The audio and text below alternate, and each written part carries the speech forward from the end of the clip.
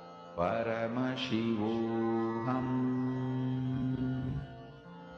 Om Nithyananda Paramashivoham.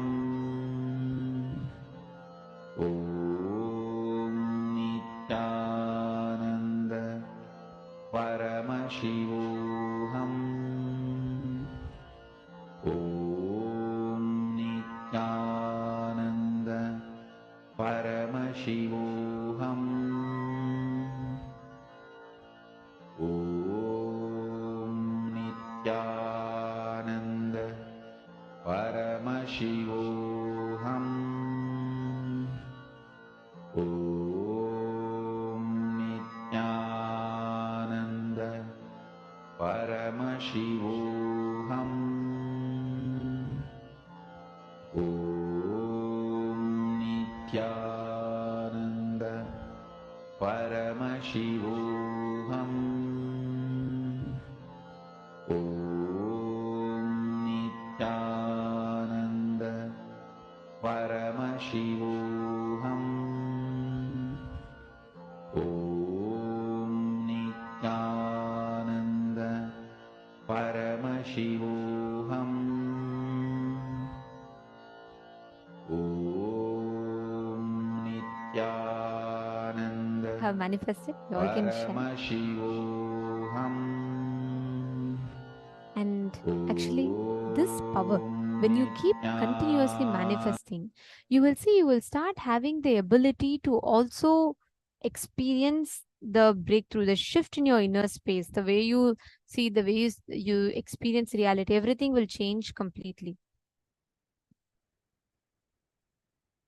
Yes. All right. Now, let us enter to the next most important session, which is understanding the genesis of your identity. Let us listen to Swamiji's revelations.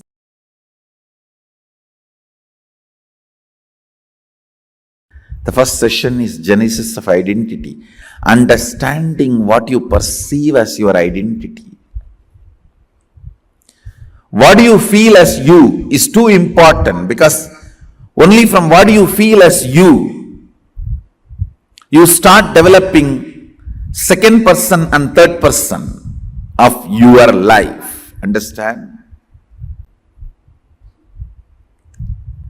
Aligning, understanding,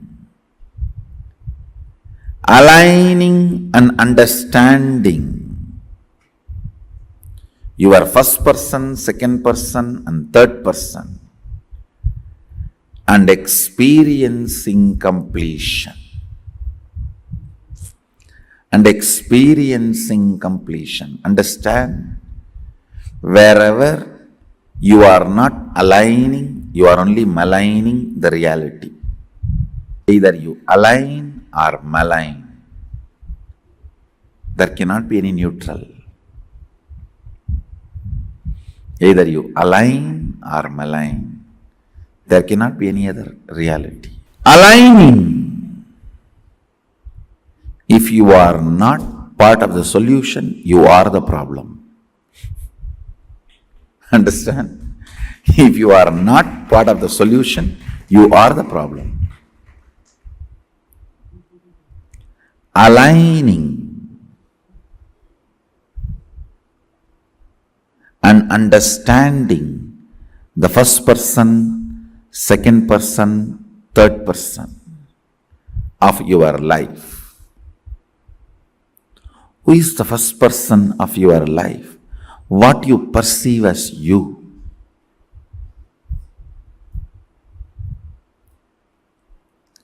Who is the second person of your life? What you perceive as others. Who is the third person of your life? Whatever you perceive as you and others, and what you perceive as others, they and their others. Listen. Whatever you perceive as you is your first person. Whatever you perceive as others is your second person. Whatever you perceive as Your second person's first person's and second person is your third person. Just put little attention, you will catch how the whole thought current which is torturing you from day and night, which you really want to get rid. You and your thinking as love-hate relationship. You can neither be without that nor be living with it. Almost like spouse. Neither be without it nor be with it. Even if there are 10,000 more rules with sannyas, it is much better to live with sannyas. What is formed becomes law. You need to understand this fundamental truth. In all the levels, first person, second person, third person. I and you, and they. Whatever you perceive as your life, whatever you perceive as you, that needs to be brought to completion. That is the fundamental lesson of Sanatana Hindu Dharma. The first verse you hear from the source books of Hindu tradition, Purnamata, Purnamidam, Purnat, Purnamudachyate, Purnasya, Purnamadaya, Purnamevavasishyate. It is from completion, happens completion. From completion, completion comes out and continues to be established in completion.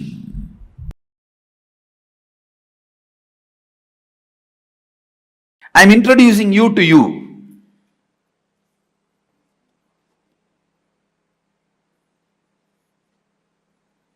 I am trying to create a drawing, all of us together.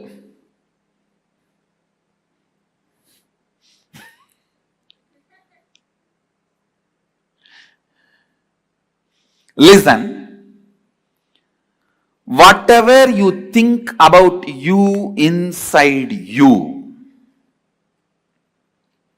whatever you believe strongly as you inside you, is inner image.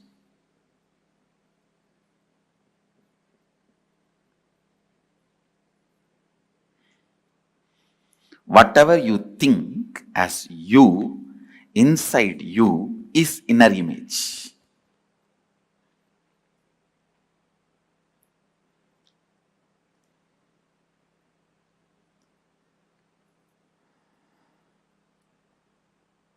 If you see sometime, you will feel you will be always successful in everything. If you see sometime, you will feel you will always be failure in everything. Whatever you think as you in you is your inner image. How you show you to others,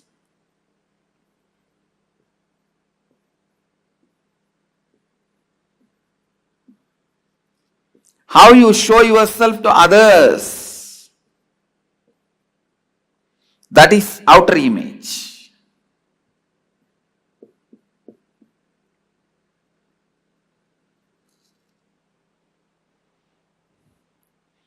That is outer image. Understand? Whatever you show as you to others, usually you show through your words, body language, the way you project you. That is outer image. Mostly this inner image and outer image will be inconsistent. They will not be matching with each other. Inner image will be lower than what you are, outer image will be higher than what you are. There will be a big gap. What you think as, what you feel as you, and what you speak as you. This gap, the gap between your mouth and the heart, that is what I call confusion in life. Anyhow, I can say anyway, source of confusion. This inner image, outer image, then what others perceive about you, whatever you may show, people will have their own ideas about you. They will perceive you in their own way. That is called others' image.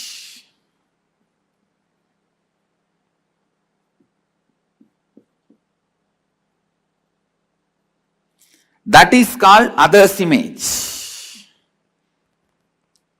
Inner image, outer image, others' image.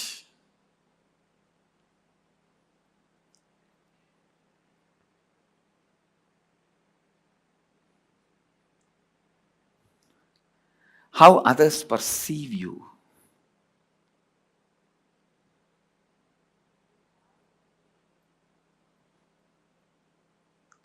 And please listen, when you want all the benefits from others and society, you are bound to take responsibility for how others perceive you.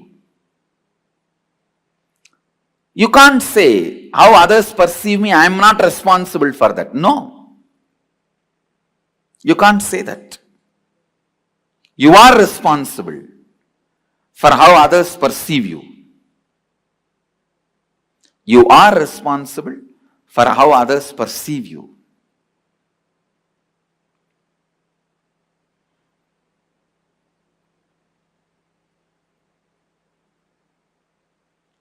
So understand, how others perceive you, others' image, you are responsible. And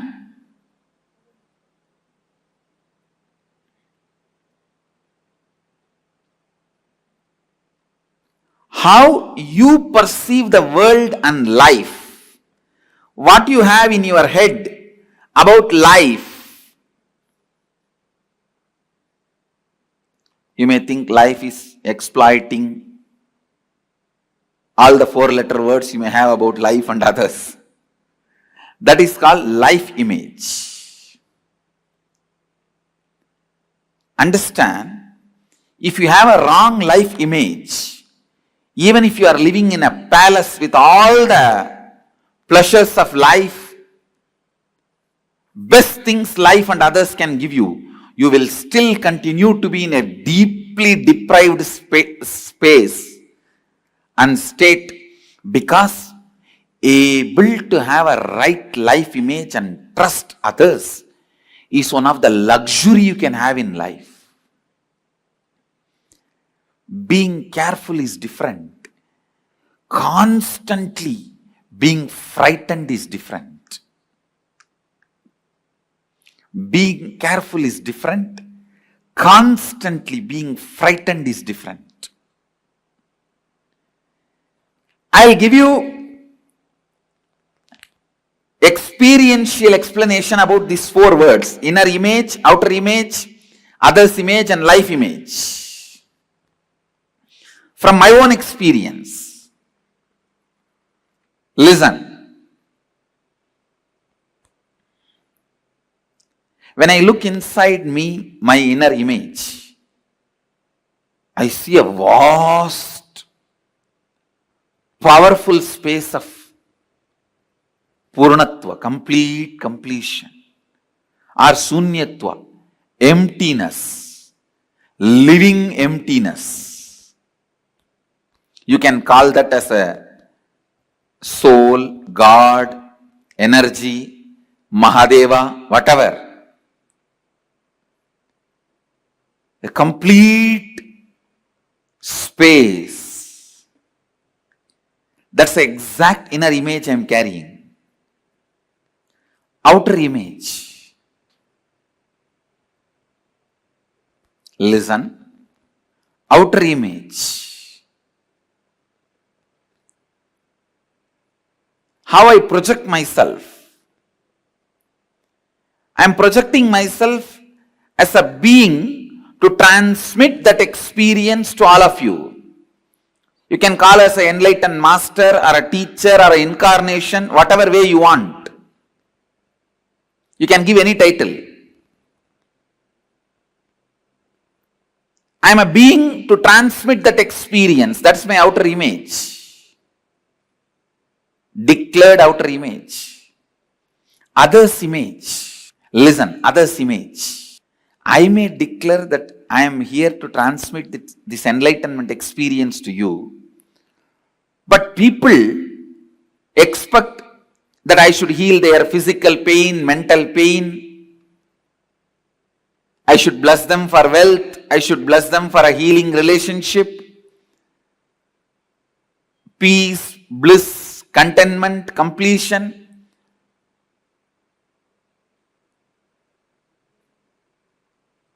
See, the other's image, what people perceive from me and expect from me, maybe it is different than what I declare, but even then I am responsible. Because whatever they expect is within the purview of my declaration. Please understand. When I say I am here to transmit that experience to you, to give that experience to you, I have to give you at least 1000 volt spiritual energy. But to clear your cancer or headache, I need to give only 0.5 volt energy. So if you expect me to heal your physical problems, I am responsible for it because that falls in the purview of my declaration. Anything which can be done by the transmission of energy and experience of enlightenment, the side effect, after effect, byproduct of transmission of energy, you have a right to expect from me because that comes within the purview of my declaration. It is my responsibility to fulfill it. Only if you expect that I should win the World Cup, playing the football match, I am not responsible for it because that doesn't come under my declaration, the purview of my declaration.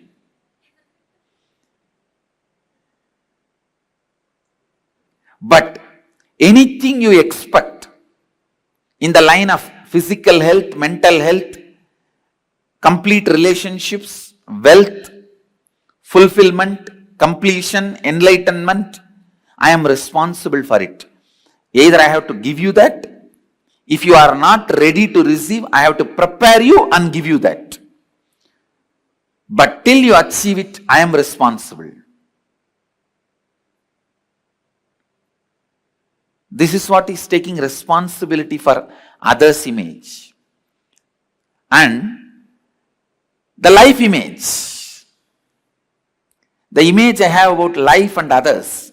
The whole world is here to celebrate this joy with me, to celebrate this bliss with me, to celebrate this completion with me. That's all.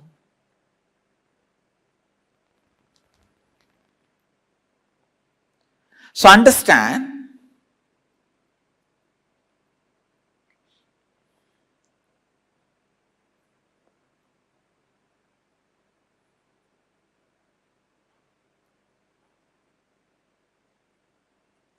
now you also look in and find out the inner image you have,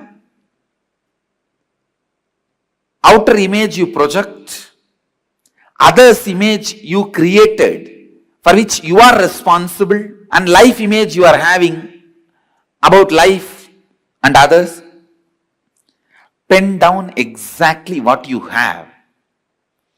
Then we will find out the root cause of all the problems you have in your life. Then we will build the right inner image, outer image, life image, others image. Come on. First, let's spend little time in finding the inner image you are having, outer image you are having, others image you are having, life image you are having, without editing. Please start penning down. Please distribute the assignment sheet of genesis of your identity.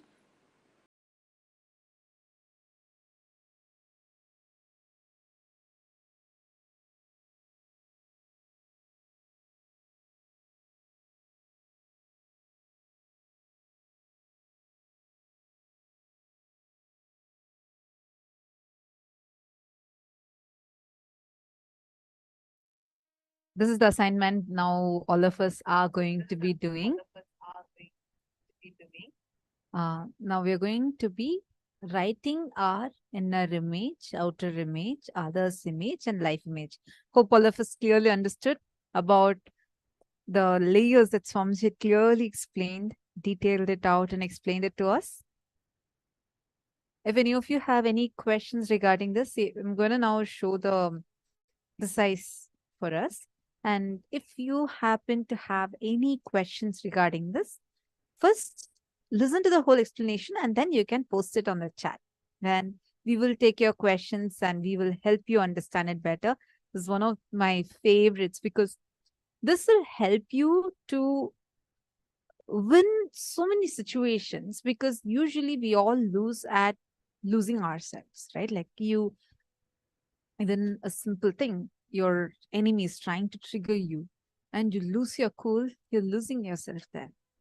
But Swamiji is telling us where exactly is that borderline, like how to identify what is it that you are giving as your declaration. What is your declaration over here about yourself? What is your inner image?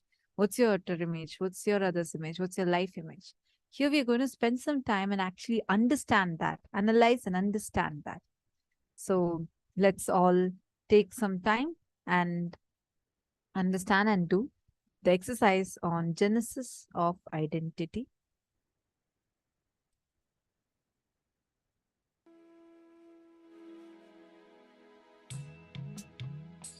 Please take your paper and pen.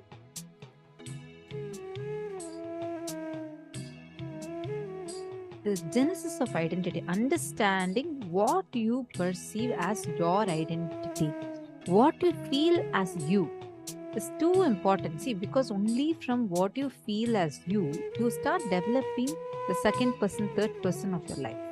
What you feel as you is your first person. What you perceive as others is your second person.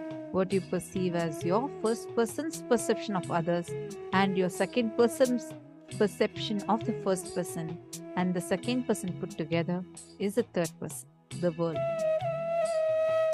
Understand? Whether you're not aligning, you're only maligning the reality. See, understand this. Wherever you're not aligning, you're only maligning your reality. Either you align or malign. There cannot be any neutral spot.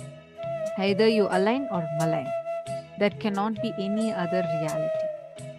Take a few minutes and describe all the words and statements you use to describe yourself, the quality that you believe are a part of your internal image. So one thing I wanted to clarify over here, you are doing this exercise for yourself.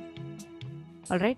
I request you all not to post this anywhere. You don't need to post this exercise on social media or on the Zoom chat. Please do not post it anywhere else. You're going to take a piece of paper, put inner image. Currently, whatever you are carrying about you, usually it is actually 99% of the time, it's only powerless cognitions we carry. Always You try to show yourself much better outside, but inside of you, you will carry a lower inner image. Right now, all the inner images that you are carrying about yourself. See, there's simple things like, for example, I'm a girl. Yeah, that's a fundamental cognition. Apart from that, you'll also carry certain qualities about you. I'm so lazy. I'm so dumb. I feel I don't look good. Or I'm intelligent. Whatever you feel, inside of you, all the qualities that you think you are carrying about you. Are you all understanding? Whatever you feel as this is the way you're perceiving you, this is the way you are cognizing you, I request all of you to write that down. Do not post it anywhere. Just write it down. Are you all understanding? Please do not post it anywhere. And you're just going to write it down now. Ma, can you please explain the life image again? Sure. See, first is inner image. Inner image is how you feel inside you about yourself. This is your cognitions, perceptions, the words that you carry inside you about you. Second is the outer image, how you are showing yourself to others and world.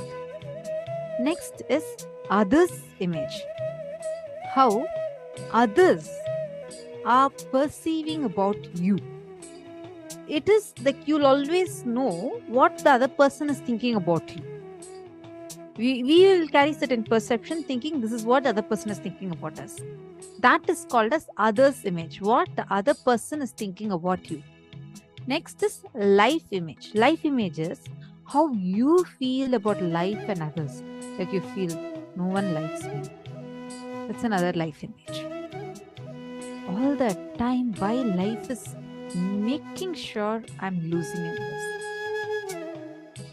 You understanding, ma? All these are perceptions that you carry about life. Oh, life is always partial towards me. Always people are very partial. The cognitions you carry about life, meaning others, and life as a whole. That's life image. Take a few minutes and please start penning down this.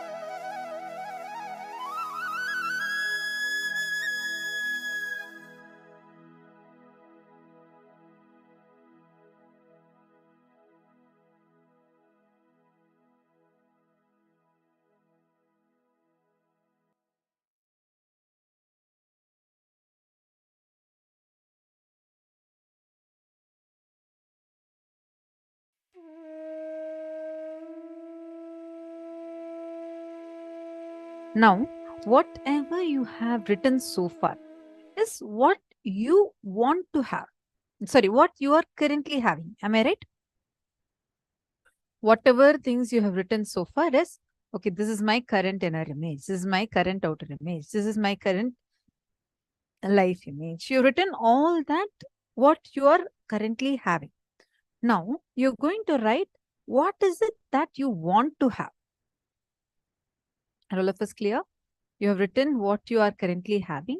Now you're going to write down what is it that you want to have, meaning all the best inner image, best others image. See, for example, currently you might be feeling that you're a very lazy person. Currently you might be feeling that you're very you get upset easily, you get angry easily. I'm just giving you a few examples of what all possible inner images we may have. Now, you will have a thing that this is what I want to have. Am I right? That what I want to have is the image that you are going to be writing now. Are all of us clear?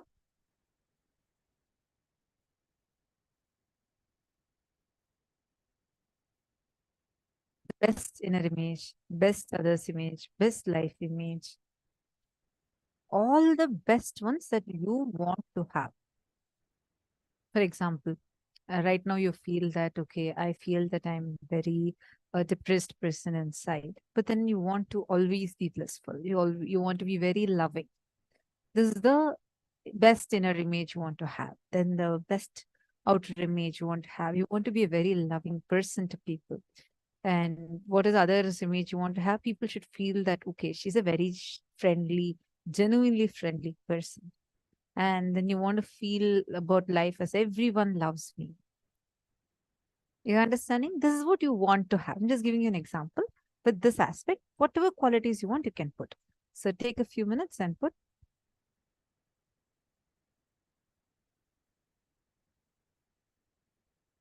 Please pen down elaborately, describe in detail. Don't just post once, but describe in detail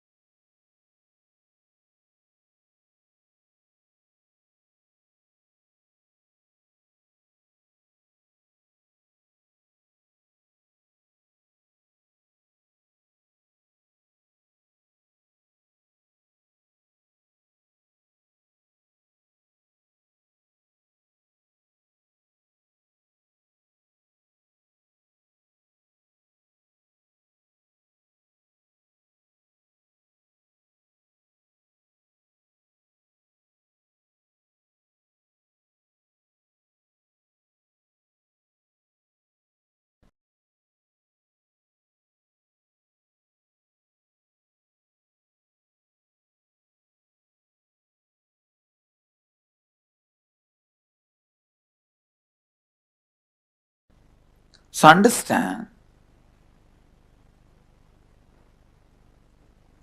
the exact inner identity, outer identity, and the gap between the inner identity and the outer identity.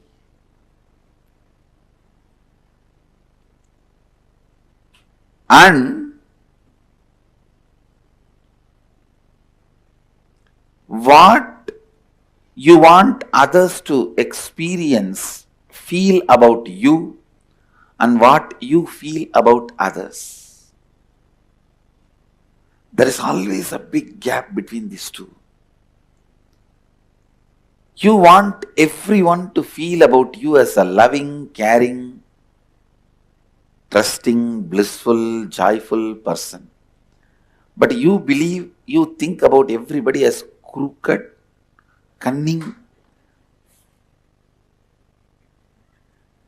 cheats, bunch of thieves. Now you need to know the gap between your inner identity and outer identity. That gap is neither good nor bad. Same way,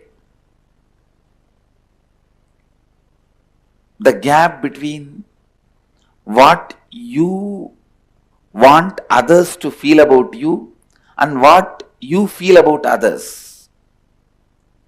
This gap also is neither good nor bad. If both these gaps makes you powerless, both of them are bad.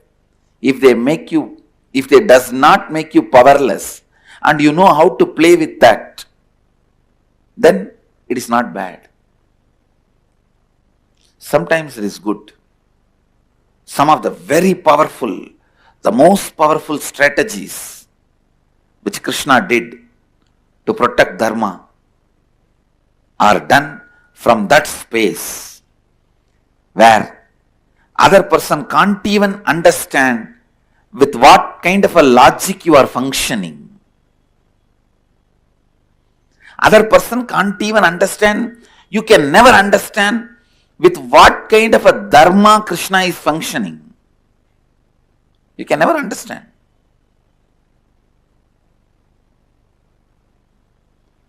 But he is the most dharmic being.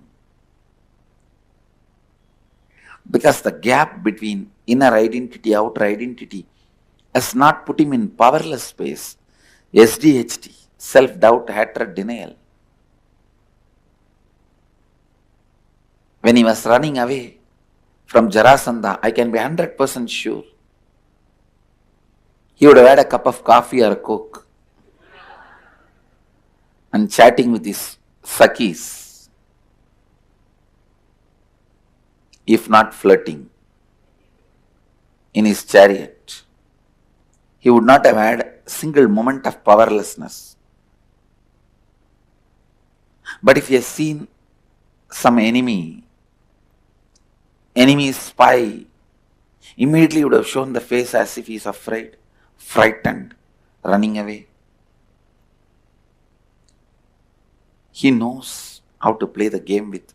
Because even the inner identity, outer identity,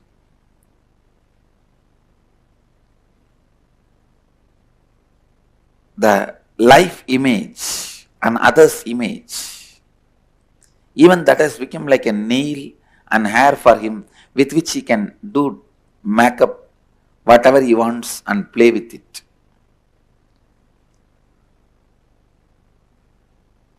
He knows how to show them, showcase them, and use them, play with them. So understand, not to fall into any powerlessness by these four identities and the gaps between them is completion. Today I am going to lead you guys for that only. Today I am leading you guys to that level of completion. Study all the blind spots you carry between these four components of your identity: inner image, outer image, others image, life image, and complete all those incompletions, which puts you in powerlessness.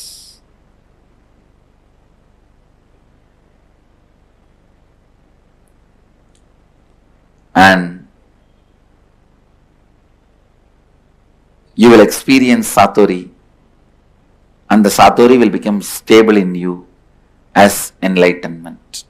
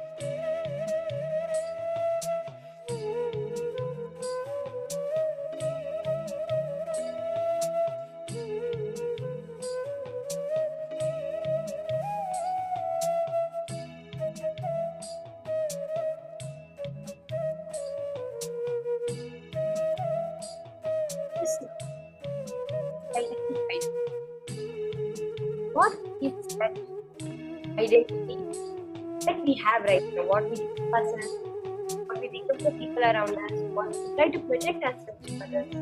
We just identify this. That identity which you have currently is the inauthentic identity. It is not the best identity. When I say that within me I feel powerless, but outside me I'm very powerful, it is not the best that you can be.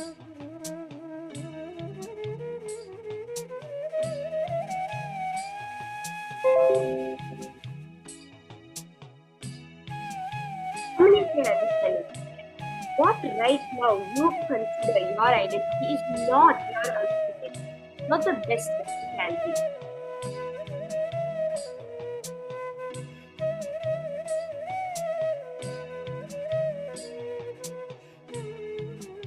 When we understand this, then we take the first step towards identifying what is that right identity for.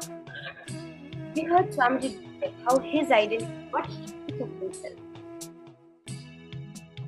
Now, let's also now do the first step of understanding that what we right now consider as our identity, not our authentic identity. What we want to be, whether it is we want to be successful all the time, we want to be perceived as successful, and we want life to give us success.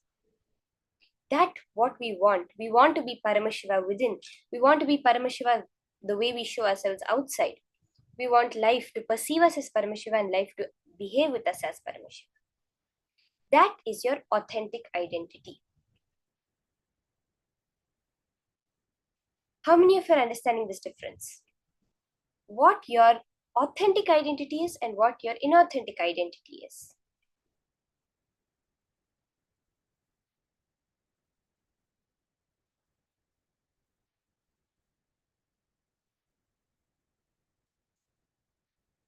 Now, throughout the process, what the process itself is, genesis of identity, where identifying slowly how we first created the identity we have, and now we are going to be aligning that identity to the ultimate possibility of us.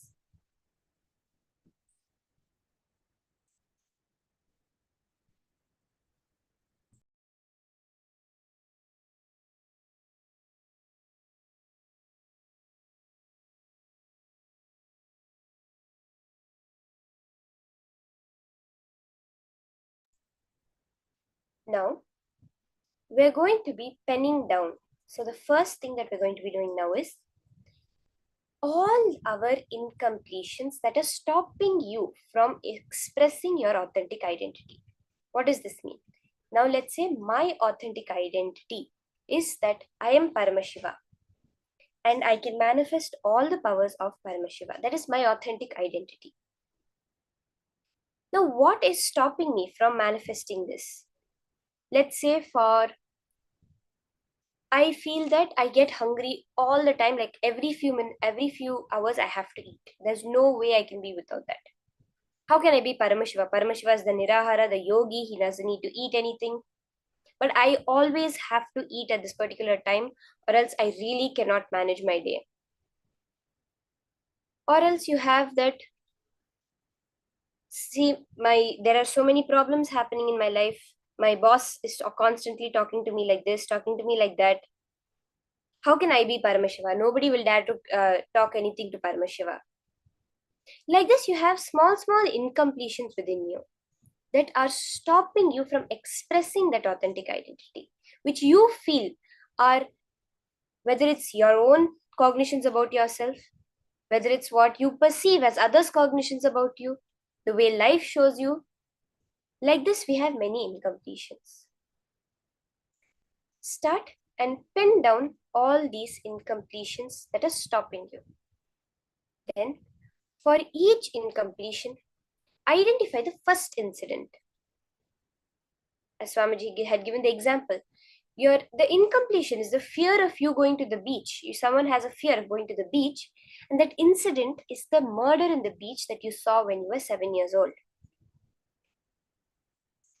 You have an incompletion that people don't respect you, And that incompletion started because of something your friend said to you in class when you were 6 years old.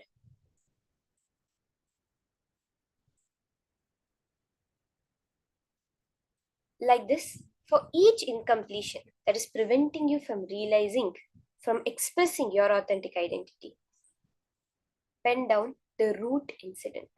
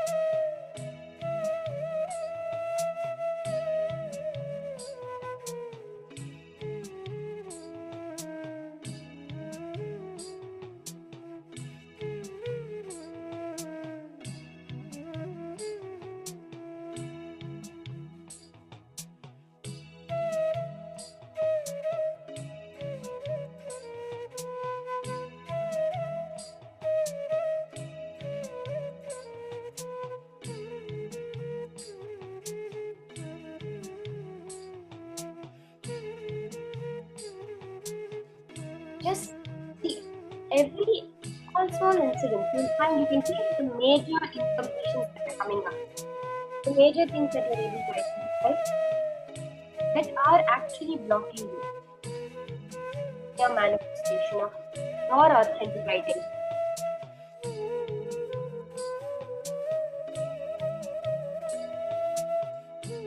Write down that root incident. Let's say you have the feeling that I cannot be Paramashiva because I always mess things up. Anything I take in my hand, somehow or the other it fails or it gets messed up or there's huge problems around it. Go back, look the first time in your life that you would have messed up something. Let's say your friend gave you their something of theirs to take care of and you lost it. Some small incident like this which gave you that cognition that of that incompletion within you.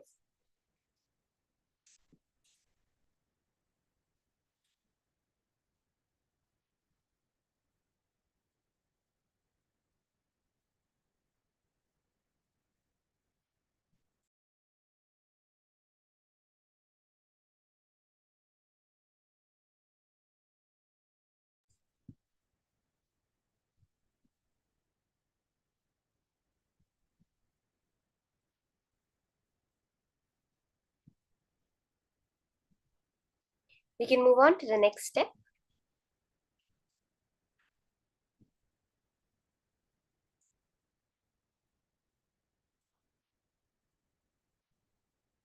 How many of us have finished this writing down our incompletions? You can post if you are done, just yes, that you're done with this round, this level, this step of the whole process.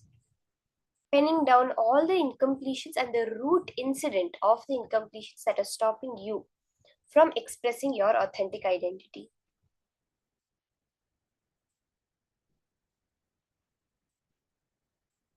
Okay, some people are asking for some more time. We'll take a few more minutes to finish penning down this quickly. Look in deeply and in detail. Write the full incident. When you're writing the incident, write down the details that you remember. The colors, the sounds, the smells. Not just as a third person, the incident.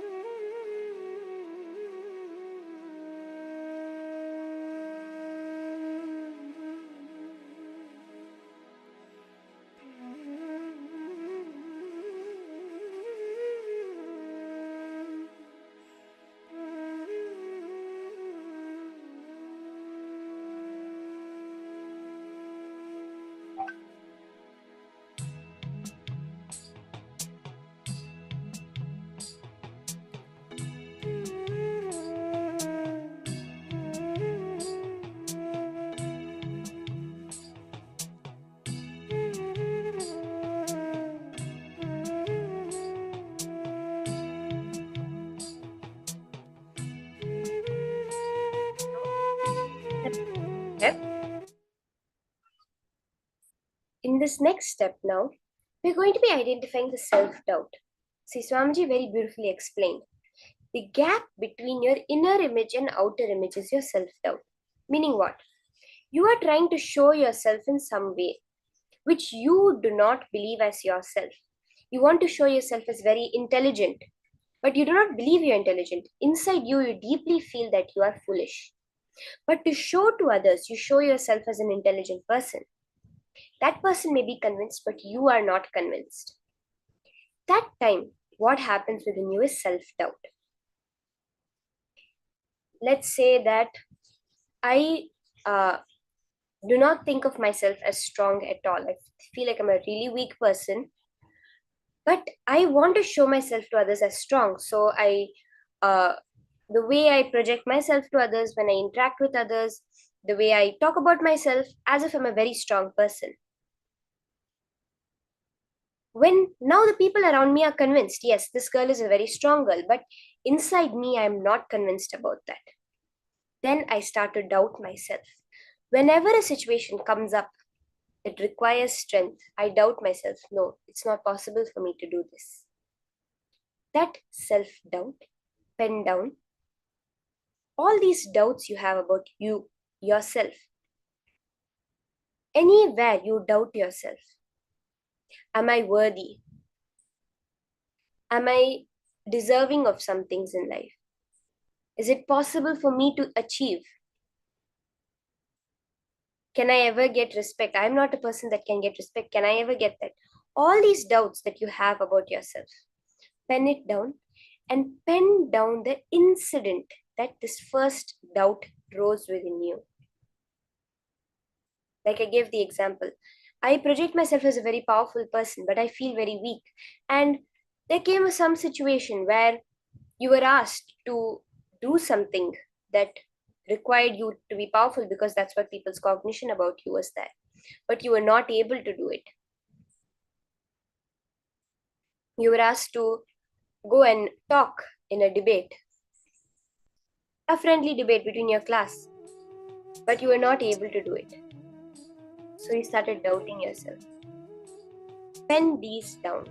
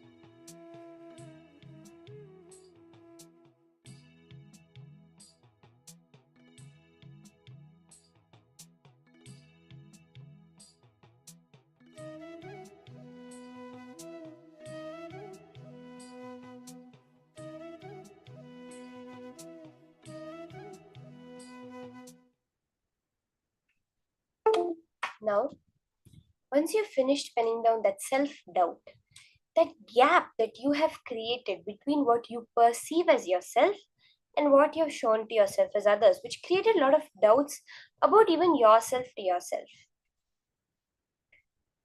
The second level that Swamiji had explained was the self-hatred, where when what you show as yourself to others is not the same as what other people perceive as you.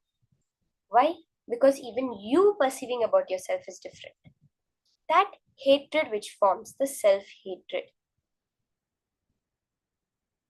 You want to show yourself as a very intelligent person, but the other person only can keep thinking of you as a very ugly person. Even this can be the gap that is there between. And you start hating yourself. See, this people around me cannot see me as, however intelligent I try to tell them I am, they're not able to see me as intelligent. They're only able to see me as so ugly. And you start hating yourself. Look at myself. I'm so ugly all the time. I cannot be nice looking at all. I cannot impress others at all. That hatred which impacts you. Pen down these self-hatred patterns where you've started saying you hate yourself for the way you look, you hate yourself for the way you behave, for the way you talk, or even for some ideas that you have, you hate yourself. Pen down these hatreds and when it started within you.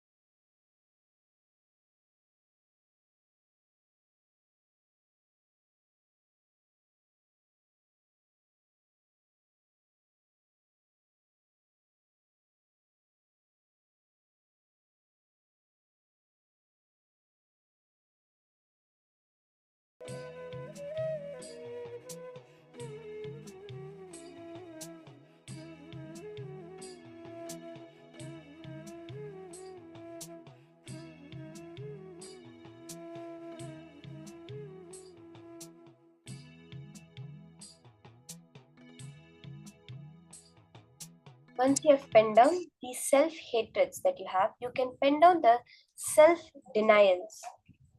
You can write down how you have started first doubting yourself, hating yourself, and then when what others feel about you. Now someone is cognizing you as a ugly person and you feel about life as unfair, or people in life are perceiving you as some way but you feel life as different.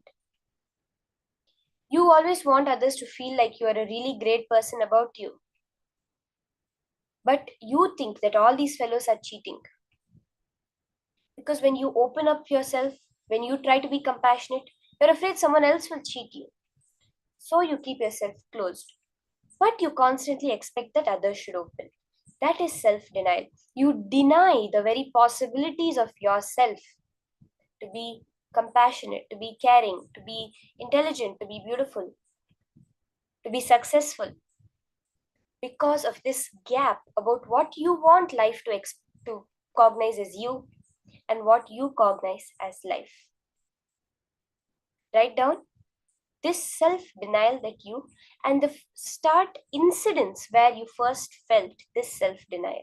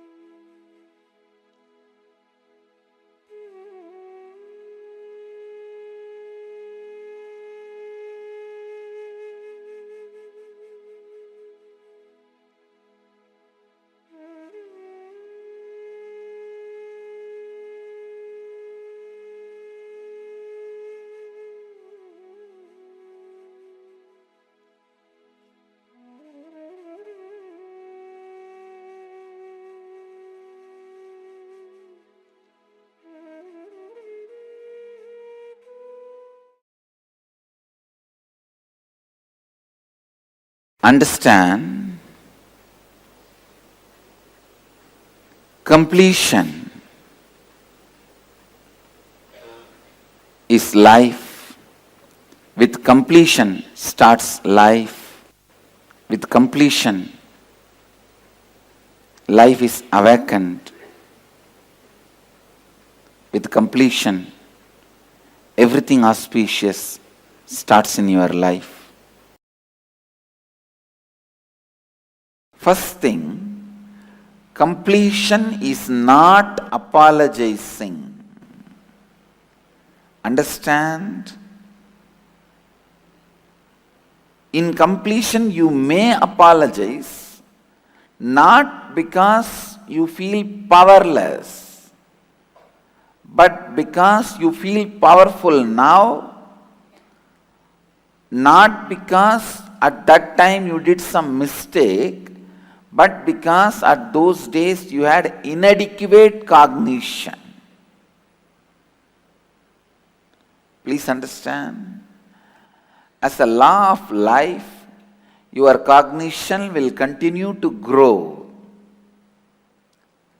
As law of life, your cognition will continue to grow.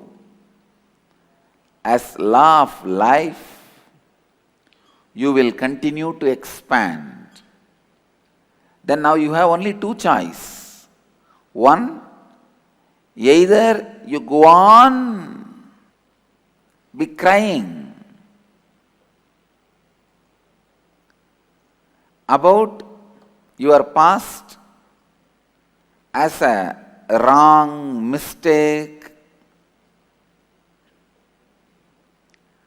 or you can look at the whole thing as inadequate cognition and raise your cognition level. I tell you, when you complete, do not have apologetic mood. Do not feel the guilt. You have done something wrong. No. Because if you feel guilty, you will not go through all the past and complete. Because even one or two will make you so tired, you will be agitated, irritated. You will think, what is this? Why should I think?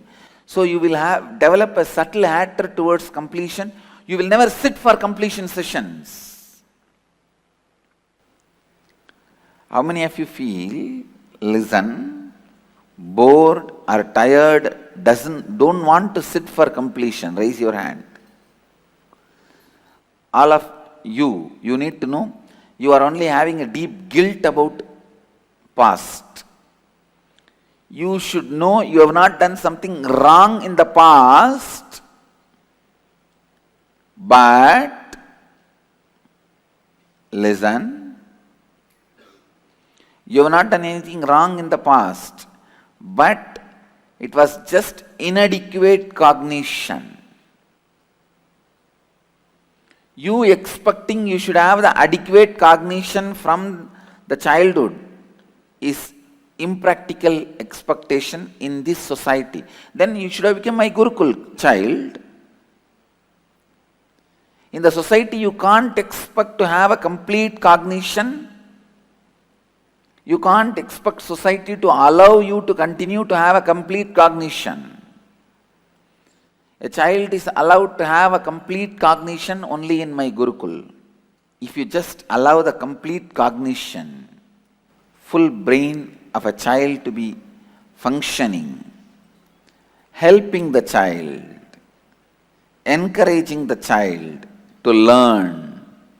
So first thing you need to understand is, completion is not feeling guilty about your past, remembering your past inadequate cognition and completing it so that decisions and patterns you developed during inadequate cognition does not need to continue to exist in your present inner space and affect your life now.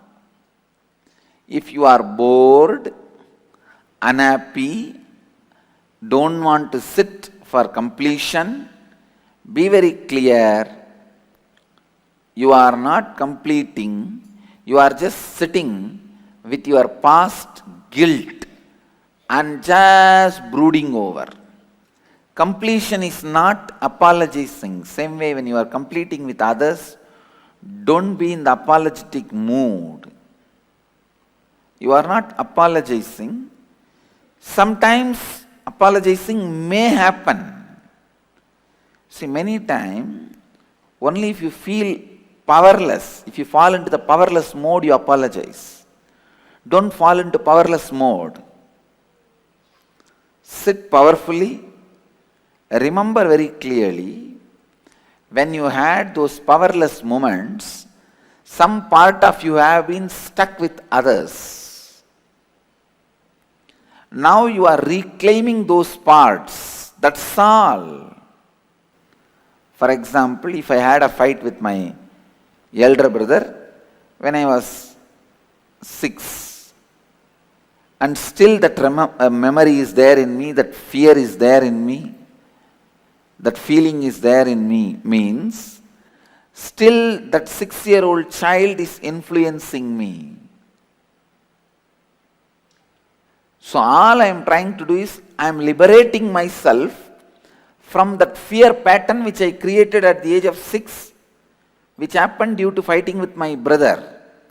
I am not now going and apologizing to my brother. Oh, sorry, that time I beat you, now I apologize. No. You may apologize in some time, but completion itself is not just apologizing. It is like making the other person understand and making yourself understand that fighting in the young age created a strong, fearful, powerless pattern in you, which is responsible for still you struggling, suffering with a wrong cognition, improper, inadequate cognition.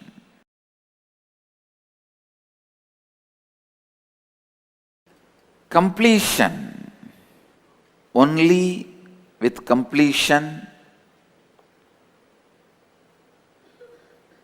anything in your life is possible. And I wanted all of you to understand, you have to first start completing even with this pattern of self-doubting. See, if I complete, is it going to help me? And when I sit in front of the mirror, start completing, I don't think I feel complete. Even these all patterns, please understand, how many of you feel, if I sit in front of mirror and do the completion process, I don't know whether I am complete or not. I don't know. This is an important pattern you need to understand. How many of you feel that way? Raise your hand. So understand, all of you have one important pattern, self-doubting. This self-doubting pattern, unless you complete with that pattern also, the completion will not happen. Understand? The pattern of self-doubting, along with your root pattern and split up of your personality, one more thing has entered into you, constantly doubting. Please listen. Because any part of your personality decides or does anything, the other part doubts that cognition. Whatever your right hand does, left hand is doubting. Whatever your left hand does, right hand is doubting. So you have to do anything with both the hands, only then it will be successful. So first of all, you need to complete with this doubting pattern. Constantly doubting yourself. Because you constantly doubt yourself, you doubt about the truths of completion, four tattvas, principles. You doubt everything. You doubt you. Because you doubt you, you doubt me. Please listen. If you doubt you, you will doubt me. Because I am inside you more than you exist in you. If you are occupying 20-30% of you, I am occupying 60-70% of you. So naturally, if you doubt you, you will doubt me. And if you have anger towards you, you will have anger towards me. Sometimes people think, oh, I don't have anger towards others, I have only anger towards me. But I tell you, when you dig, you will see very clearly, vengeance towards others, when you can't express it, it becomes anger towards you. Vengeance towards others when you can't express it, when you think, oh no, they are powerful, I have to be dependent on them, then it expresses on you. Today, I'll expand only on how to complete with your self-doubt. Understand? Today I'll expand just on this one subject. Self-doubt. Sit and look in. Look in to find first time when the self-doubting started in you. The moment you realize your inner image about you is different and the outer image you project to others is different, self-doubting will start on you. The moment you realize behind the screen you are like something, outside the screen you are like something, or in front of your wife you are something, you have a different way of behaving, outside when she is not there you have a different way of describing her. Your inner image about you, your outer image about you, the way you project you and the way you think about you, when these two are different, the way you think about you is mamakara, the way you project you is ahankara. When these two become different, especially when others are convinced about the image you project outside, you think, oh God, all these fellows are fooled. Even though I am hiding what is and projecting different, everyone is fooled. Then I think this is the way everyone is fooling others. Then you start doubting everything and you. Listen.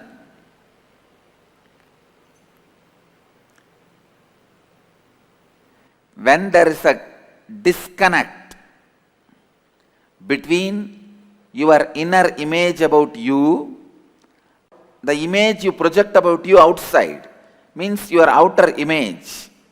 When there is a disconnect between these two, and especially when you are able to convince others,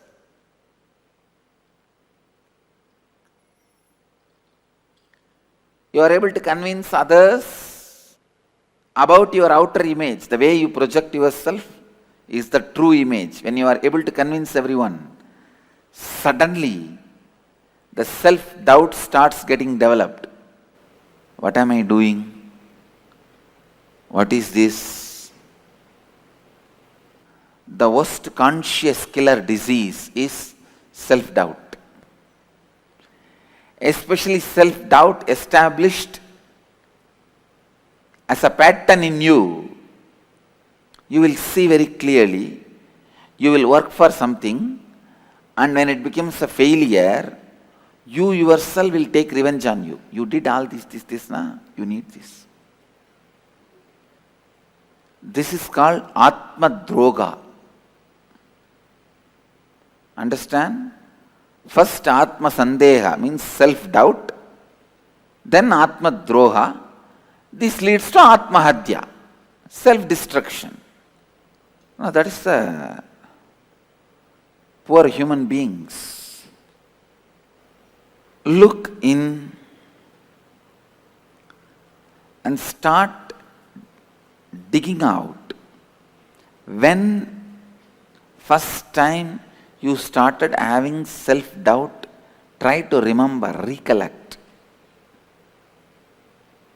the earliest memory of your self-doubt. When you yourself did not trust the words you uttered. For example, even now when you declare with integrity, authenticity, responsibility, I declare, one part of you saying, you don't neither have integrity nor have responsibility or have authenticity. What are you declaring? Keep quiet, you are not going to be successful. These are all pseudo drama. What others, they may be telling because they may be having. Before you even complete one statement, your other part has finished satsang. But I tell you,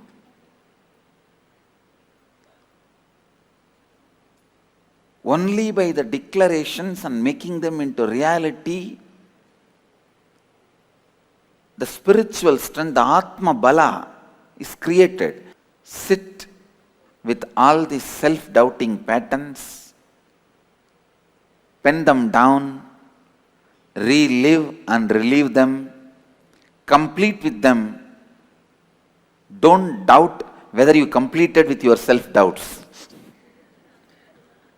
That will be one more doubt, at least complete with that.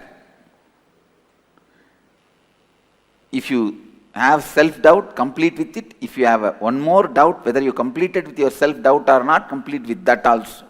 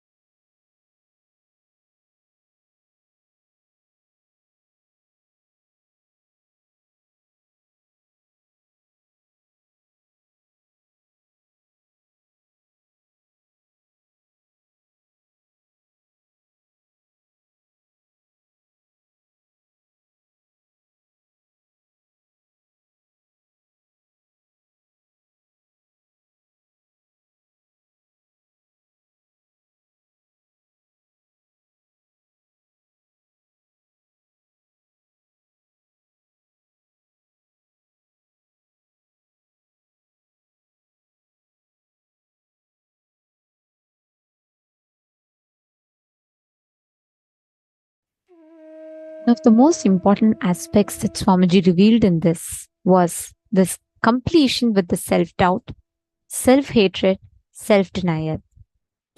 Now, each of us had written down the self-doubting patterns, self-denying patterns, and self-hating patterns that we all carry.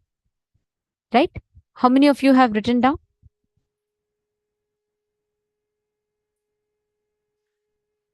Okay. Can I request every one of you to post what do you understand as self-doubt? What do you understand as self-denial? What do you understand as self-hatred? Can I request every one of you to take a few minutes and please type it out? You all can type it out and post. All the participants. Whatever your understanding is. And plus, if any of you have any questions, please feel free to ask us in the chat. You all can post what do you understand as self-doubt, self-hatred, and self-denial.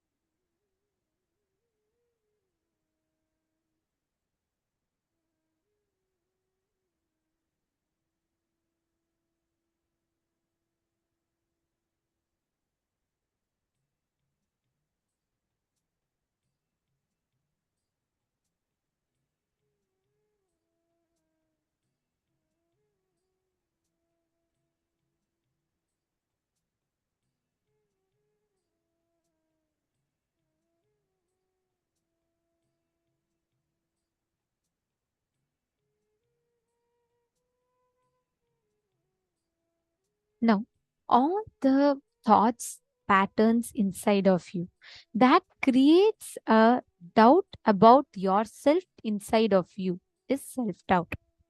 All the thoughts, patterns in you, which makes you interact with life with a denial. For example, let's say you want to become healthy, but there's a part of you which says, is it possible for me? Will I be able to do it? Last time I tried and I can't do it. I failed it. Is this for me? That is self-doubt. But that self-doubting pattern grows deeper and deeper and becomes self-denial, self-hatred, completely ending up in self-destruction. So sit and look in. Find out when was the first time that this self-doubt started in you. Take up anything. See, each of these exercises should be you looking into those respective aspects of your life, and you should be attending to those parts of you, whichever is having that self-doubt.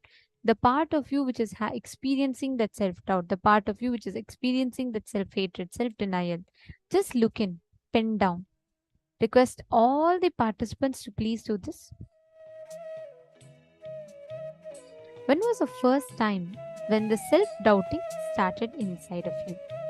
Please write them down.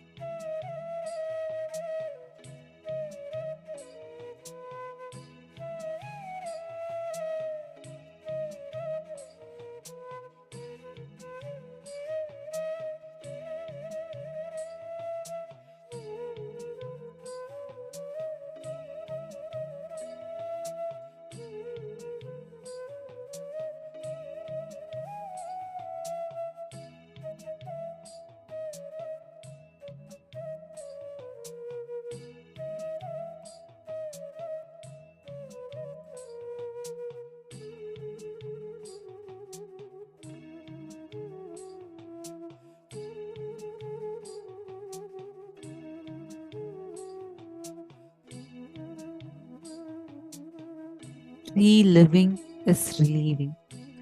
Pick up the incident you need to complete with.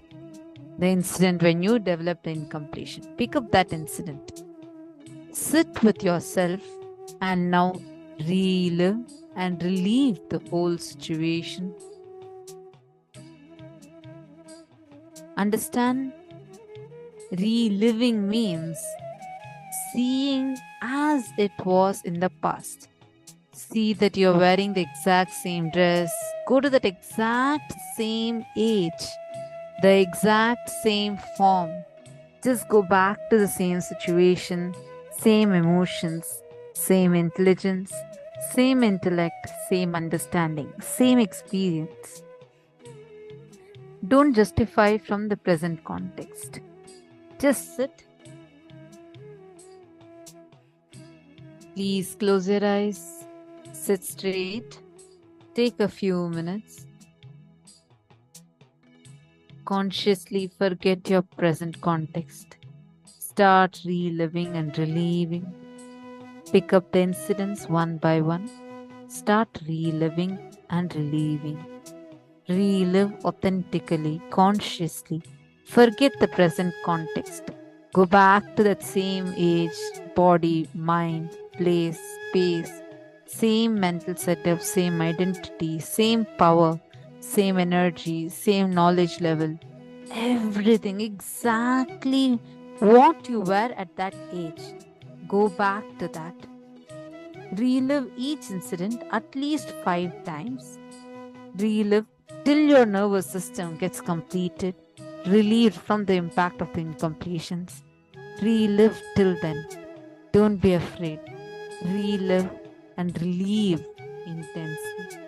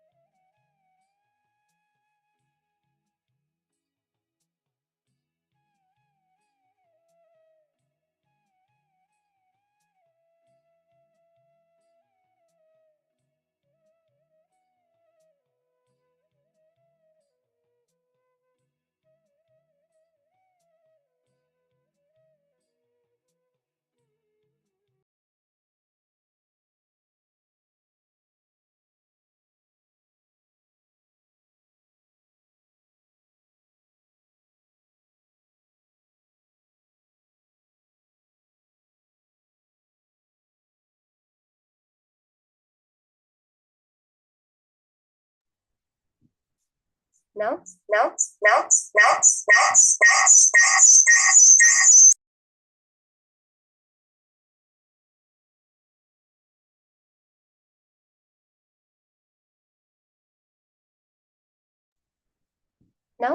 let's enter into the power manifestation session. We'll be continuing with the power of clairvoyance that we had done before.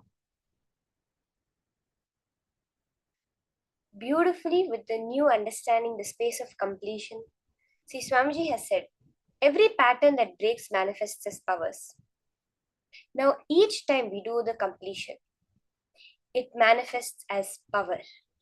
That is the measuring scale for your completion, actually, which is, it's the proof. Like when you have done an experiment to verify that carbon dioxide has come, you put it through lime water, which turns milky. The same way, when you have done the completion, how do you check really has the completion happened? That is the power manifestation. When we manifest powers, we are manifesting that state of completion in our life. Okay?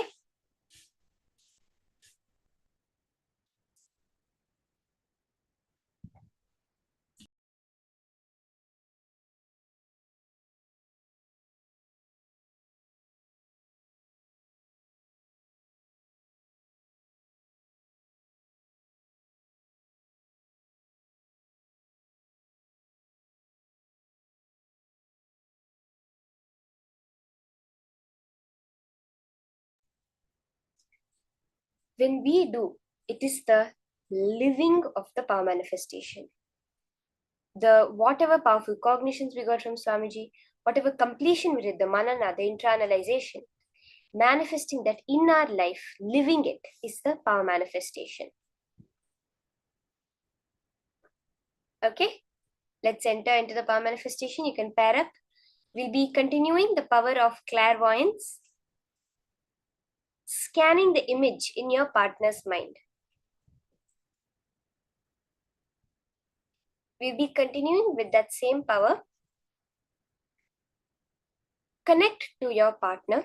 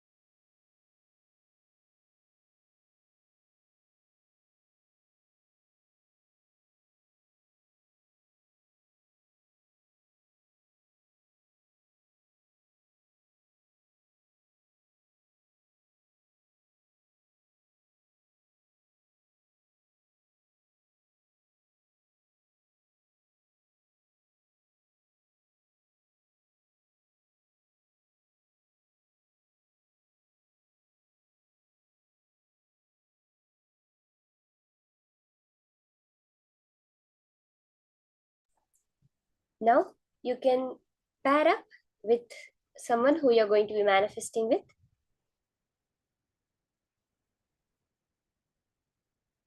Ma Mary, Mark Xiao Chi, all of you can partner up with someone for the manifestation.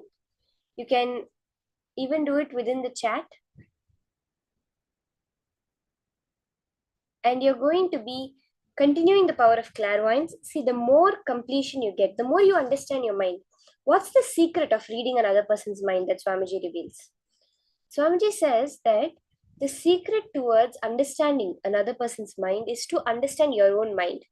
Now, the whole process that we did, the identifying our self-doubt, self-hatred, self-denial, our inner image, outer image, aligning it, is fully just basically understanding yourself. Till today, everything you've done, you've never really understood yourself.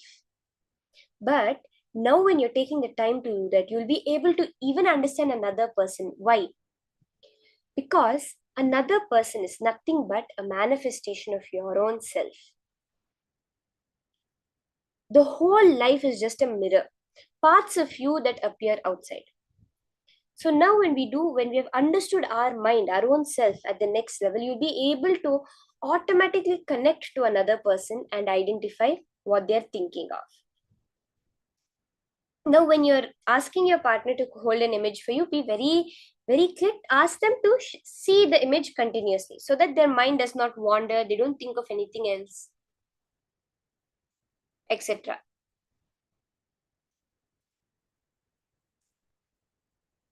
There are many people whose just cameras are on. I don't see them sitting. Ma Xi Chen, Ma Zeng Su Chen. You can come settle in front of your camera. Ma Tan Han Gan. Ma Shan Shan. All of you can come settle in front of your camera. Kailasa's 9em Singh. Everyone come settle. Now this power manifestation is going to be so powerful because we have broken one part of us that was preventing us from manifesting that authentic identity of ourselves. Yes, Ma Irene, thank you.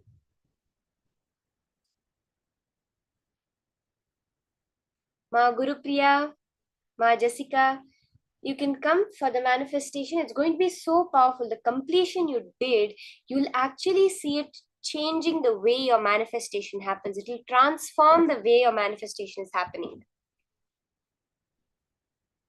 Each and every time you do the completion, it takes you to the next level of living, of manifesting, and these powers will happen in your life.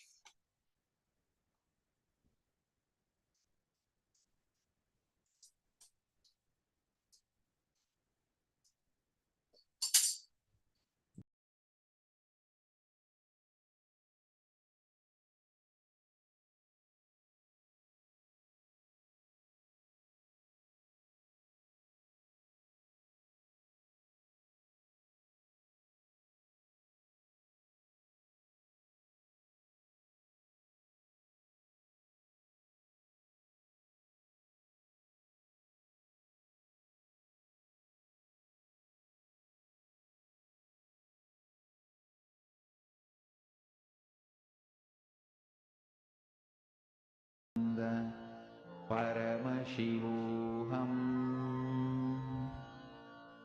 Ma Ania Khalia, are you manifesting, Ma? Are you doing the manifestation? Ma Nisha? Paramashivoham. Can connect to your partner. Paramashivoham.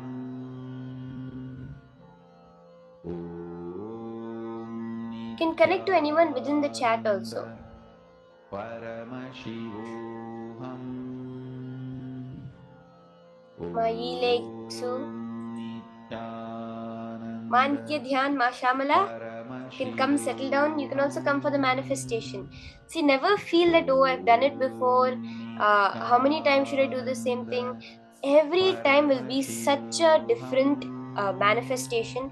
The same thing, the same completion, you do it again, it takes you to the next level. Because every moment you are maturing. Every inhale is death and every inhale is life. Every exhale is death. You're having new lives every moment, where you have the opportunity to transform, to move from those inadequate cognitions to higher cognitions. So start the manifestation round now. You can see what you're able to see that your partner is thinking of. Paramashivoham.